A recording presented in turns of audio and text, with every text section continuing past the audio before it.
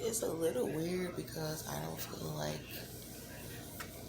like a normal like size of a pregnant woman, but I feel the full feeling of when you're pregnant, like ooh, like that. But I don't feel like looking at it or whatever. I'm like, it's so small, like, but from here, like all of this, it just feel like this baby, and it's very weird. It's very weird because it's like you're just tiny, you know, you just tiny, but it feels like getting up and rolling over and everything. Like it's a body inside of you, and it's moving, and you don't want to hurt it or anything. Can't lay on my stomach, you know, same regular routine. Laying on my left side, worrying, a lot of worrying. Uh, that's pretty much what I do. It's just worry. So like right here on my head, I can feel the movement and everything right there. Like it's almost like I'm getting more movement now than I ever really have. Ooh.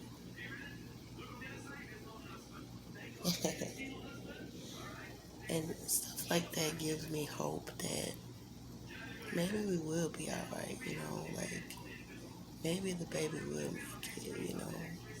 Maybe I can give birth, like when it's time, maybe, you know. It's just very frustrating when I haven't had a doctor. That's what really makes it like weird for me, because oh wow, there's a lot of movement. It makes me happy. Like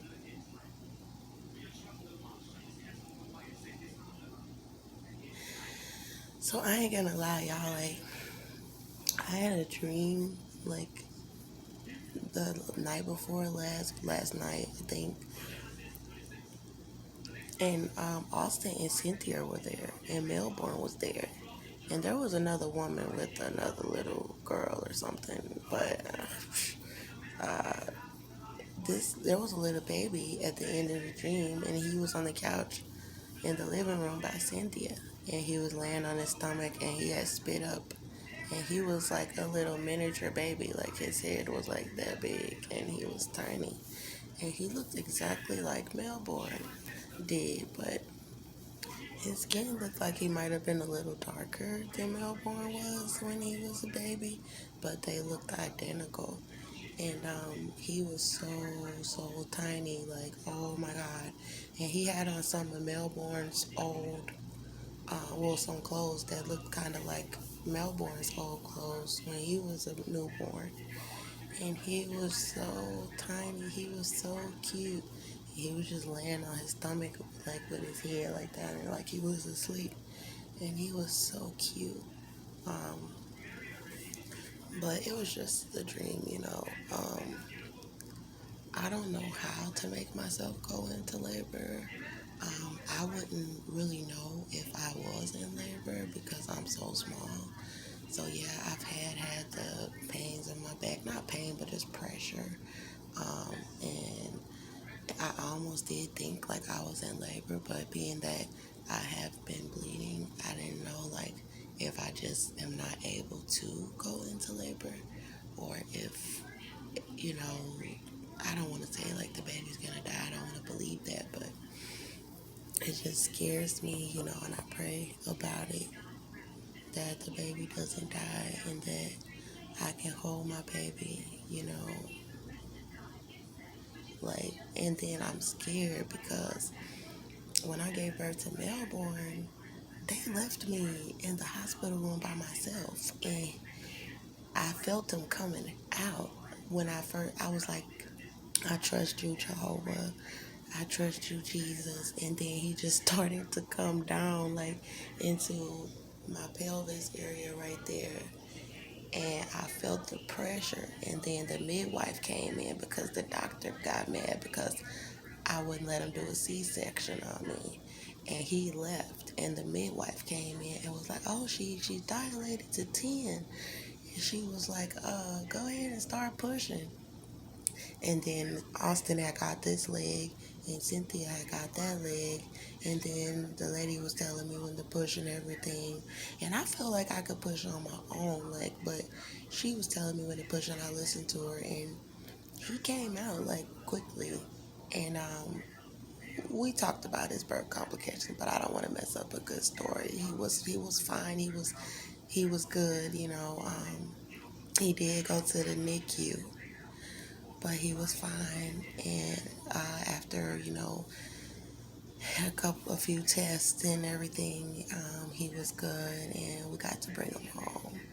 But I know, like, as far as this pregnancy is very scary, because I have not had any medical care, and if I were to go into labor and give birth, it would kind of be the same thing of just having to trust Jehovah and Jesus and being like, okay, God, I trust you if it were to happen, anywhere at any time.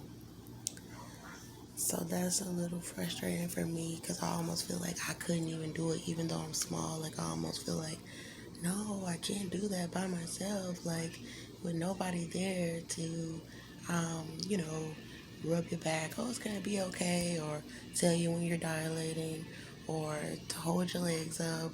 Or give you any hope, that it's going to be okay. Now, I know I feel the baby moving, so I know the baby's alive, and I know I've been feeling movement every single day since I told them in the jail that I was feeling movement, and I know that I feel growth, as far as how the baby has grown, and I feel good about that. But I just guess I just gotta trust God as far as the outcome, the overall outcome from this entire ordeal and situation. I haven't eaten a lot of sugar, and I'm messed up about that pimple on my face. Normally, I keep my whole skin regimen to wash my face and clear up my face, but this has been a long, hard road. I normally eat healthy as well, and this has just been very embarrassing for me. So please excuse the pimple on my face, but I'm still confident in myself, but I'm just worrying about this pregnancy, and I want to get the baby out. I want to hold my baby, and I don't want to feel like a burden to anybody, because I'm hungry and I want to eat, and I don't really know why I want to eat like as much as I want to, because I read that sometimes a baby's umbilical cord can deteriorate, and that's how the baby gets the nutrients, and that the placenta can get weak, and that the amniotic fluid can dry up. So I was wondering if the baby could even get any nutrients from the stuff that I'm eating, but I believe that it can still, even though I've been carrying for years. Like, I think that I still can give the baby the nutrients, and I think that's why I'm so hungry, and I don't want to feel like I'm creating excuses to just eat up everything, but I really do want to eat a lot, and when I'm sleeping, I don't really feel like getting up to eat when I'm sleeping, but I'll get hungry while I'm asleep, and I know something will be telling me, like, get up and go and eat, and I just lay there like, no, I'm tired, but I know that I probably should get up and eat and just have some faith and some hope in the situation, because I am very small, and I probably should eat as much as I can just in case it will help the baby in any kind of way. Um, so I'm just gonna try to just pray, keep praying, and hoping for the best for us, regardless of what things look like on the outside. Because I know from being pregnant with Melbourne that things can change for you, in the blink of an eye, because he was the best thing. He was the best thing that ever happened to me. He was so beautiful. I never expected that God would give me a baby so beautiful. Like, I knew he was handsome on his ultrasound pictures. I knew he was handsome. But when I saw him, I was like, oh my goodness, like in my arms. I was like, oh, he got cuter as the days went by. And he was just the most precious little thing. And he was a good baby. Like, sometimes he'll whine like for like 5 seconds so you could pick him up and hold him and nurse him. But he really did not cry a lot. Like, it was like when he was crying, it was almost like he was faking because he knew he was gonna get his way. So he'll be in there like, hey, and I come right and get him. You know, like, he never really cried long. Like, when he started sleeping in his crib, he did cry when I first put him in his crib, because he had rolled off of my bed. And so I was like, oh no, like, you can't fall asleep in the bed with mommy anymore because you could get hurt and I have to let you sleep in your crib now. And oh, he got so angry and he started shaking the crib like he was gonna break the crib. And he cried. And it was hard for me to let him just sit there and cry like that. Oh, but I talked to him and I was like, hey, if you just lay down and take a nap, or, if you just go to sleep, I'm right here. I ended up moving his crib into my bedroom sometimes, breaking it down and putting it up in my bedroom. No, I moved my bed into his room so that he could get used to sleeping in his crib. Um, and we would do that a lot, like move his crib into my room or move my bed into his room so that he could learn to that he was safe and that he just had to sleep in his crib for his safety. And he cried at first. He was crying, he was screaming, he was having a fit. But I knew it was something that I had to do to keep him from getting hurt at night trying to sleep in my bed. Because at first he could sleep in my bed, but I was tired and he rolled off the bed. So I was like, no, you have to sleep in your crib. So he was crying. He was, and he was shaking. Boo, boo, He was going crazy in that mug. And then I was like, well, I hate to do it to you, son, but you're going to have to sleep in your crib. And I got pictures. He finally fell asleep in his crib one day after I put him down for a nap. And his foot was hanging out of the crib. He was asleep. And then I started talking to him and telling him, I was like, I'm right here. You know, I'm not going anywhere. I taught him to sleep in the dark, to not be afraid of the dark. And he was very good. Like, after the first few nights, he slept just fine in his crib on his own. Um, every time he woke up crying, I always came in there. So I always came in there when he was crying. I never let him just stay in the crib after he had been asleep and let him cry after he woke up. Like, once he woke up and I heard him, I ran in there to go and get him and give him some milk and stuff and maybe a snack, and then sit up with him for a little bit. And once he fell back to sleep, I put him back in his crib. And then he would wake up like, what are you doing? I'm like, I'm putting you in your crib because you're asleep now. And then he'll try to like wake up like, I'm not asleep anymore. I'm like, yes, you are. Go ahead and go to sleep. And then he'll look at me like, okay, but you better be here when I wake up. And I would say, I will be there when you wake up. Like, I'll be here. And I was. Every time he cried, I was right there. Every time he woke up, I was right there. And sometimes he would wake up and he wouldn't really cry, and I'd be like, oh, good, I can get a little bit of extra sleep. But we got along. We were a team. We were a perfect team. We had a perfect little regimen going on as far as his bedtime. He had to be in the bed by 8 o'clock, and he had to be lying down by 9 o'clock, and he had to be asleep by 10. So usually I put him in there at least by 9 to make sure that he would be asleep by 10 o'clock, because ain't no staying up past 9 o'clock in my house. You're a child. You need to get your rest. And then every morning we would wake up around 5 a.m. and start cooking breakfast and getting them milk and stuff like that. 6 a.m. eating breakfast, or sometimes 8 a.m. at the latest, and he would eat eggs and, a little turkey bacon and stuff, have some juice, cereals, little baby cereals, and we would watch cartoons every morning. And then at night, we would read him a bedtime story. And he always had a bath. And I never ran the water too high in the bathtub. And I always washed him. And he would read his bedtime stories. He likes to read books. He loves to read. And he likes the pictures, and he would come up to me and go, book. And I ain't gonna lie to y'all, like, sometimes I would hope he would forget, but he didn't. He would come up to me, book, and I'd be like, okay, let me read my baby his book, because he likes his bedtime stories.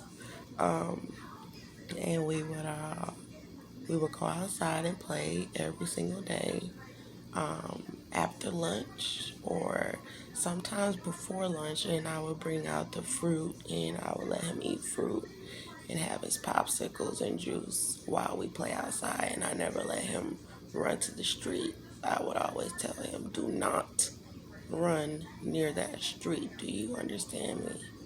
And he'd be and and so I always hold his hand and stick very close to him and make sure that he didn't run out into the street, because our house was right on the corner, and we only had like a little small section of front yard, and it was by the street, and his ball would go into the streets, and I would be like, mommy is going to go and get your ball. And I would never leave him out there by himself or playing by himself. I always played with him. I played with we play on his little bicycle, and I take him riding on his little baby bike, and he had his soccer ball, and that boy can kick a soccer ball. And I heard that his daddy was good at soccer, but I'm not on good terms with him. But my son, my son can kick a ball, and his little feet was just moving the soccer ball, and I was like, oh, you might be good at soccer. I was getting them all on camera, and so I was like, oh, look at my baby out here kicking a little soccer ball. Now the basketball, he had the basketball hoop, and he wasn't too big on basketball, but he did play with it sometimes. He liked to play catch, like the little football. He liked to throw the ball, and he liked for me to throw the ball and try to let him catch it.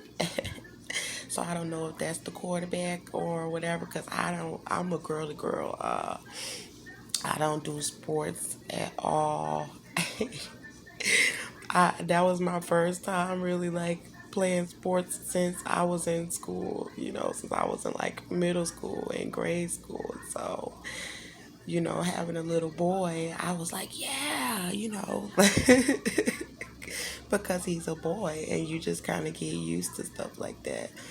I never played with Barbie dolls anyway, even growing up, so I was glad to have my little boy, who I could root for. I never had the boyfriend, growing up, so I had the little boy, and I was like, yeah, I'm your number one fan or whatever.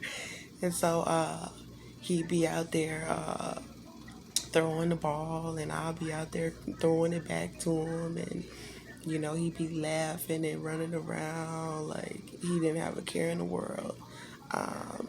And then all the other kids would come around like, oh, can we play with the baby? And I'd be like, yeah, as long as you be nice to the baby, because sometimes they like to hit.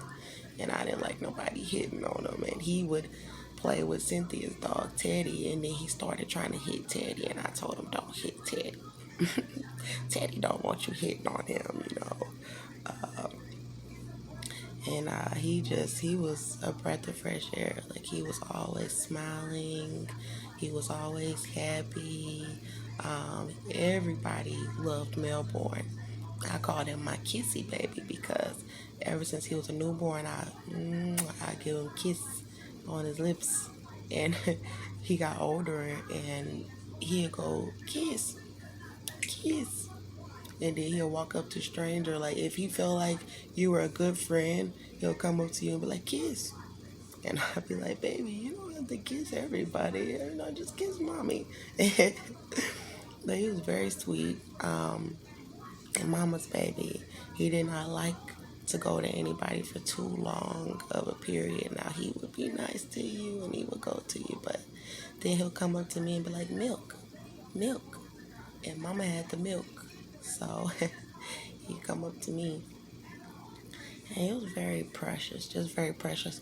I used to brush his hair and put the shea butter, detangling spray on there, and the shea butter cream on his curls. But I would wet it with a little water and brush his hair down. And he loved to be slick. He loved to be suave, y'all. So, you know, how his hair texture is, and it get laid, and then it'll curl back up. And when I go into do my hair, he come in there with his brush. And he liked getting his hair done. You know, a lot of babies do not like getting their hair done, but I had started doing his hair since he was a baby, so he was used to it. And he liked the way he looked. Like, he'll go and stare at himself in the mirror and be like, and I'd be like, yeah, you cute, you handsome. And then, like, brushing his teeth, he loved to brush his teeth because I get the little bubble gum flavored toothpaste, and I almost had to snatch the toothbrush out of his mouth, but I wouldn't snatch it for real. But what he'll do is, when it's time to brush your teeth, he'll come up to you with his toothbrush in the middle of the day, because he liked the taste of the bubblegum toothpaste, and he'll be like, you know, he'll put my toothpaste on there. And I'd be like, it ain't even time to brush your teeth. You just want to taste that toothpaste because it tastes like bubblegum. And so then, like, when we'll be brushing our teeth in the morning, he didn't want to brush it. He would just stick the toothbrush in his mouth and be sucking on the toothbrush. And I'd be like, Mel, let me brush your teeth. And he just want to suck on it. And then when it's time to take the toothbrush out of his mouth, he didn't want to give it back because he want to sit and suck on the toothbrush because it tastes like bubblegum. And then, like, every day he'll go up to the front door and he'll go, side,